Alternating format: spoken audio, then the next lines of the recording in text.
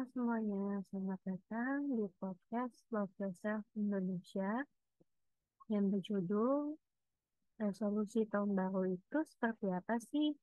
Nah, kita sekarang menunggu narasumber kita yang akan datang sebentar lagi. Mari ditunggu.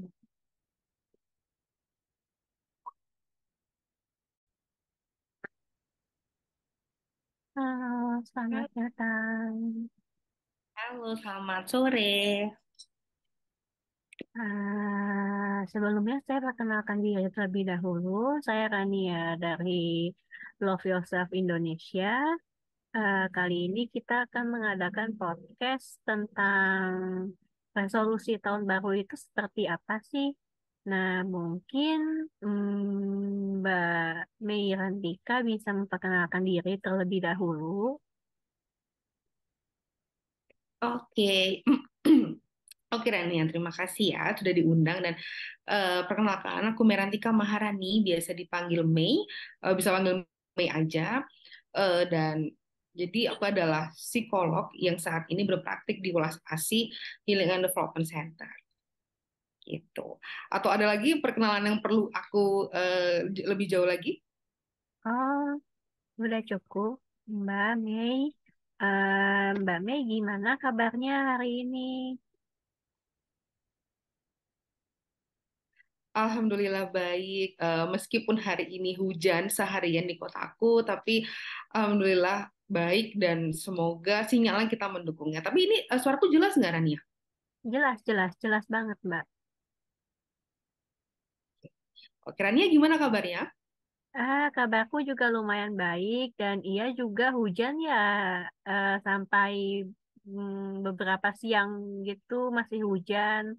Tapi sekarang udah nggak hujan sih.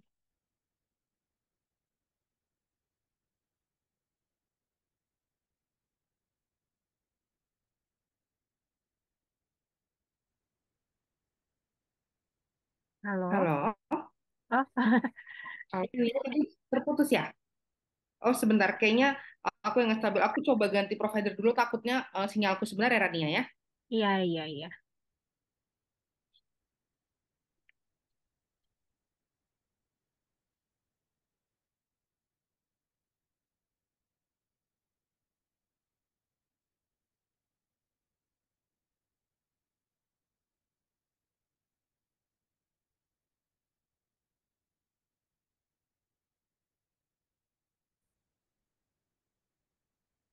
Halo, Rania. Iya, Oke, udah.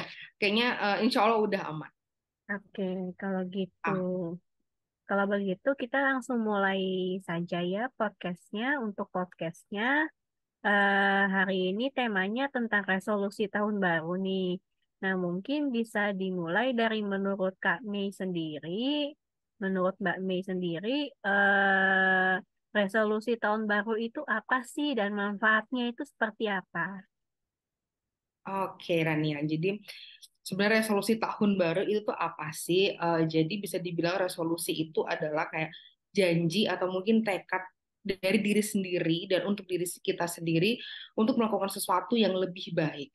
Tapi itu juga sebagai upaya kita untuk mencapai tujuan atau perubahan positif dalam hidup kita. Jadi di sini yang perlu di-highlight adalah perubahan positif untuk sesuatu yang lebih baik untuk diri kita sendiri. Itu yang perlu di-highlight. Nah, tapi apa aja ranahnya atau aspeknya benar-benar banyak banget ya, kesehatan, karir, pendidikan, hubungan sosial maupun hubungan romantis, self improvement, terus kontribusi terhadap masyarakat, banyak banget. Nggak cuma terpaku di beberapa bidang aja, tapi semua apapun yang memang itu kita butuhkan untuk perubahan positif dalam hidup kita gitu. Nah, terus tadi Rania juga tanya apa manfaatnya? Manfaatnya banyak banget, itu jelas manfaat. Ketika kita membuat resolusi, itu benar-benar banyak banget. Kayak misalnya nih, kita jadi punya fokus dan tujuan. Kok bisa? Karena ketika kita membuat resolusi, misalnya nih untuk tahun 2024, yang artinya kita udah tahu nih arah kita di 2024 itu mau apa sih. Kita juga udah punya prioritas kita di 2024 ini, eh, prioritasku apa ya? Jadi otomatis kita akan fokus pada hal-hal yang kita prioritaskan, tapi juga tidak menutup kemungkinan ada hal-hal lain yang memang perlu juga kita lakukan gitu. Nah, tapi setidaknya kita sudah punya tujuan dan fokusnya, yang otomatis ketika seseorang itu punya tujuan dalam hidup dalam hal apapun, itu akan meningkatkan semangat dan motivasi. Itu udah kayak otomatis banget. Ketika kita punya tujuan, kita pasti punya motivasi jadinya. Nah, kenapa? Karena ketika kita punya fokus dan tujuan ini, itu tuh sebagai pendorong kita. Misalnya nih, yang paling simpel, tahun 2024 ini resolusiku misalnya pengen wisuda, aku pengen lulus kuliah. Nah, itu udah jelas banget. Oke, aku mau wisuda di 2024. Yang akhirnya orang tersebut yang membuat resolusi itu akan berpikir gimana ya caranya untuk aku bisa mencapai resolusiku itu untuk wisuda tahun ini. Beda dengan orang-orang yang misalnya berpikir, oh ya udah, jalanin aja. Wisuda 2024, alhamdulillah, enggak juga ya udah nggak apa-apa. Nah, akhirnya itu bukan menjadi prioritasnya otomatis gitu. Jadi contohnya seperti itu, dan mungkin untuk mengerjakan skripsi pun atau mengerjakan tugas akhir ya udah nanti aja deh karena nggak ada pendorongnya. Itu contohnya. Terus manfaat lainnya juga ternyata membuat resolusi itu bisa meningkatkan kemandirian. Kok bisa? Karena ketika kita membuat resolusi itu tuh ada proses perencanaan, ada proses pelaksanaannya juga. Dari perencanaannya aja itu tuh udah melibatkan tanggung jawab kita sendiri untuk menetapkan apa sih yang jadi prioritas kita, apa sih yang mau kita capai. Nggak mungkin kita tanya ke orang, kira-kira resolusiku apa ya? Itu akan jadi beban buat dia karena akhirnya dia ngikutin orang lain. Dan jadi makanya Hmm. meningkatkan kemandirian karena dia melakukan perencanaan, ada pengambilan keputusannya juga. Nah, dan ternyata bahkan nggak hanya itu aja, ternyata ketika resolusi itu tercapai atau udah ada progresnya, itu akan membuat seseorang itu merasa puas, yang akhirnya perasaan puas, perasaan bangga pada diri sendiri itu bisa meningkatkan well-being atau kesejahteraan psikologisnya. Jadi sebenarnya banyak banget manfaatnya, cuman secara garis besar itu manfaat yang besar-besar yang bahkan ternyata bisa meningkatkan kesejahteraan psikologis juga, yang otomatis juga akan meningkat kesehatan mentalnya. Gitu Rania. Semoga bisa dipahami ya. Iya, semoga juga para sobat LHS yang mendengar ini juga bisa memahami.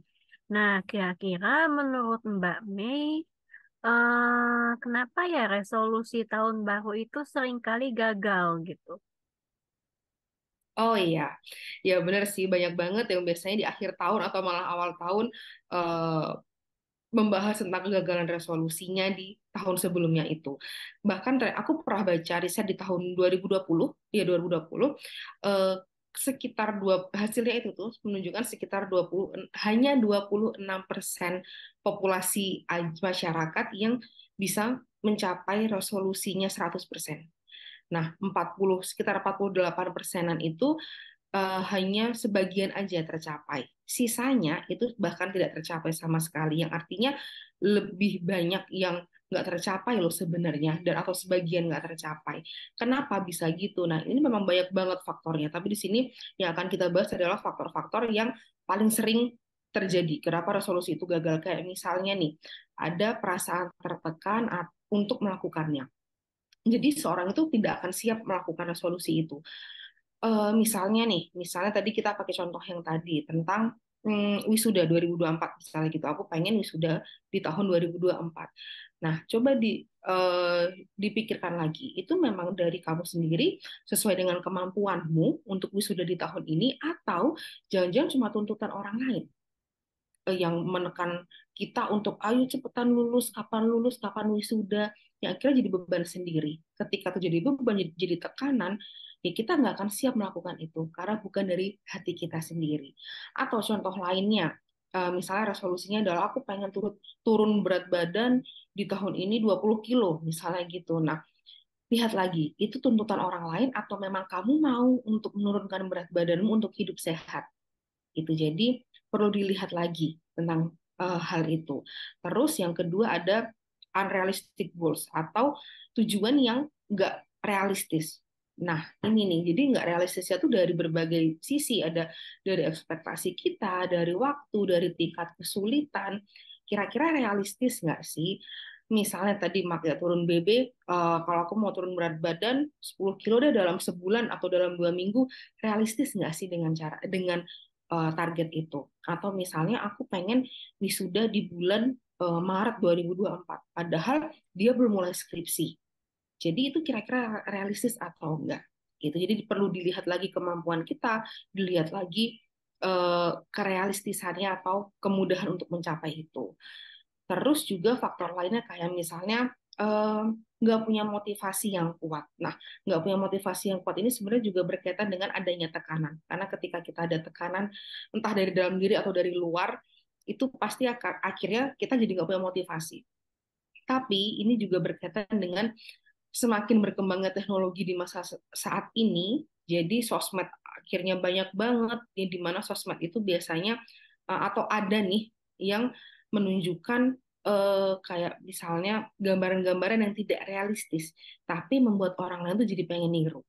Contohnya ada orang yang bikin bisnis dalam beberapa bulan bisa langsung menghasilkan omset 2M misalnya gitu. Nah, akhirnya orang-orang pengen niru, aduh kok kayaknya keren banget ya punya bisnis segitu. Oke deh, 2024 resolusiku aku bangun bisnis biar aku bisa menghasilkan 2M dalam beberapa bulan atau dalam 1 tahun itu. Nah, itu kan sebenarnya gambaran yang tidak realistis karena oke, mungkin orang tersebut bisa menghasilkan 2M, tapi lihat lagi kemampuan kita, bisa nggak?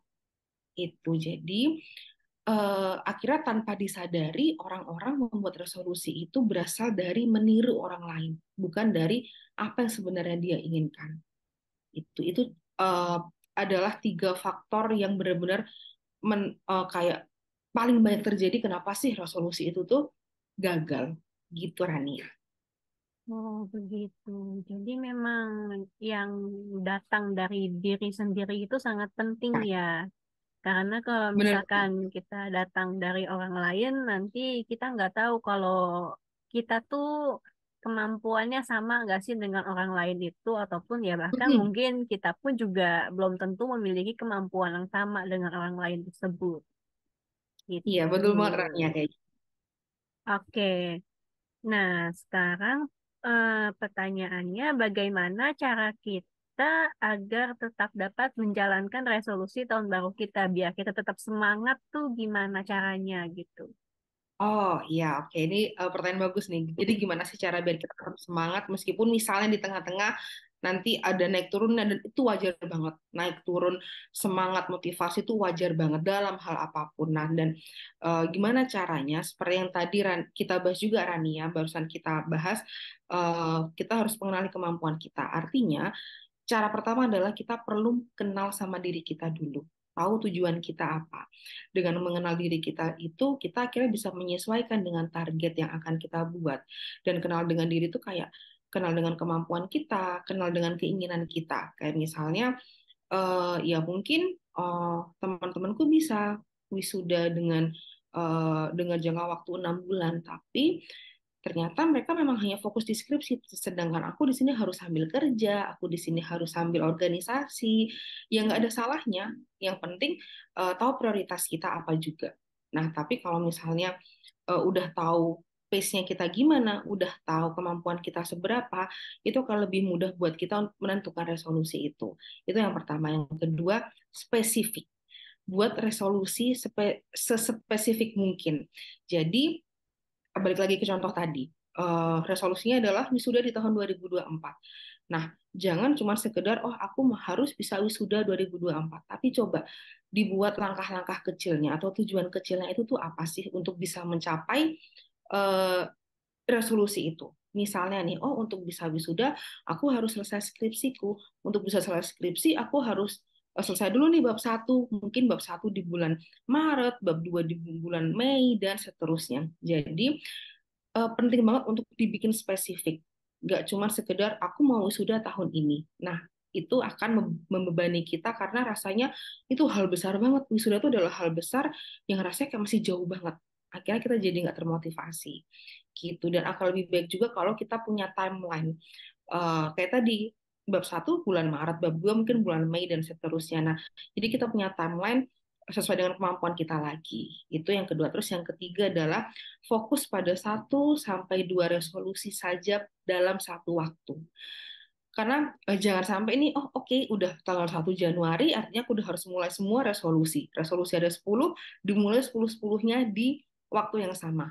Itu akan jadi beban juga, akan jadi tekanan lagi. Nah, jadi kayak balik lagi ke tadi, dibikin timeline. Kita punya 12 bulan, bahkan mungkin lebih. Resolusi nggak usah terpatok, harus dalam 1 tahun tuh enggak kok. Tapi kita yang tahu timelinenya itu. Terus yang diperlukan juga upayanya kayak misalnya memikirkan tantangan. Dalam kita membuat perencanaan resolusi itu, kita perlu juga mikirin tantangan apa ya yang mungkin akan aku hadapi ketika menjalankan resolusi ini. Misalnya tadi wisuda, oh tantangannya adalah dosen yang susah dihubungin, atau misalnya kita lagi ada fase-fase males-malesannya. Nah, kira-kira ketika tantangan itu beneran muncul, aku harus apa? Jadi, oke, nggak apa-apa memikirin tantangan, tapi kita juga punya solusi yang kira-kira bisa kita lakukan. Kalau misalnya dosen susah dihubungin, oh oke, aku setelah ini, ketika itu terjadi, aku akan coba nge-reach out, atau aku akan menghubungi akademik ketika udah terlalu lama. Jadi kita udah punya ancang-ancang atau kira-kira apa sih yang bisa aku lakukan gitu. Dan yang paling penting juga adalah mengetahui what and why-nya. Jadi resolusinya apa dan alasan kenapa kita mau resolusi itu tercapai. Jadi ini yang akhirnya membuat kita tahu latar belakangnya apa sih kok aku pengen mencapai itu. Itu juga yang kira membuat kita sadar ini resolusi dari kita sendiri atau dari orang lain. Karena misalnya aku pengen berat badanku turun nih di tahun ini sekian. Alasannya apa ya? Karena aku pengen hidup sehat, karena aku pengen menjaga pola makan dan sebagainya. Jadi kita punya alasan dari diri kita sendiri. Dan yang terakhir menurutku yang ini sangat penting adalah mencatat kemajuan dan juga capaian maupun progres-progres yang sudah kita lalui. Ini yang sering dilupakan soalnya, karena ketika kita tuh hanya fokus sama apa ya yang belum tercapai, resolusi apa ya yang kira-kira itu apa ya yang masih harus aku jalani. Nah, akhirnya kita jadi lupa dengan apa sih yang harus kita yang sudah kita lalui atau yang sudah kita jalani kemarin. Yang akhirnya membuat kita lupa untuk bisa menghargai yang lalu-lalu. Jadi sangat penting untuk mencatat kemajuan, capaian maupun progres meskipun itu belum tercapai. Itu Rania menurut. Oke, terima kasih Kak Mei atas penjelasannya. Nah, mungkin sebagai penutup, kita bisa em, memberikan pesan penyemangat untuk para somet LES yang struggle dengan resolusi tahun barunya nih. Jadi kayak mungkin ada dari somet LES yang lagi dengerin ini, terus kayak lagi struggle gitu, kayak lagi masa-masa up and down-nya, lagi down-downnya, lagi kayak resolusi tahun baru gimana ya, aku males kerjainnya ya, ingin kayak gitu. Kira-kira Kak Mi ada pesan apa nih untuk mereka? Oke, tentang pesan untuk teman-teman yang lagi struggle dengan resolusi atau misalnya lagi bingung nih bikin atau enggak dan isinya apa. Jadi gini teman-teman, kalau menurut aku sebenarnya resolusi itu bukan sebuah kewajiban. Itu hak setiap orang untuk mau bikin atau enggak. Jadi bukan kewajiban. Nah, tapi sebenarnya sangat nggak apa-apa juga untuk punya resolusi. Meskipun itu kecil-kecilan, ya nggak apa-apa banget. Tapi sebenarnya yang akan menjadi salah atau menjadi nggak nyaman buat kita ketika resolusi itu malah membuat kita terbebani dan menghalangi kita untuk berkembang di hal lainnya. Karena jangan sampai resolusi itu membuat kita hanya terpaku pada target-target yang kita buat. Gitu. Jadi kuncinya adalah ya resolusi nggak bikin resolusi nggak apa-apa, nggak pun juga nggak apa-apa. Yang terpenting adalah teman-teman punya tujuan ke depannya apa, teman-teman juga bisa tetap terus berkembang dalam berbagai hal. Itu sih Rania kalau menurut aku. I see. Jadi sebenarnya terserah dari orangnya juga ya, kita itu mau punya resolusi atau tidak gitu ya. Tapi yang penting tetap punya tujuan hidup dan juga tetap semangat dalam menjalani hidup ya. Iya, benar. Oke Kak Mei, sebelumnya terima kasih banyak banget udah mau jadi narasumber di podcast hari ini. Sebelumnya makasih juga udah datang. Saya Rania dari LYS pamit. Mbak Ning udah bisa live kalau misalkan udah tidak ada yang ingin ditanyakan kembali gitu. Oke, terima kasih juga Rania dan love yourself. Semoga sukses selalu dan terima kasih juga sudah diberi kesempatan di sini.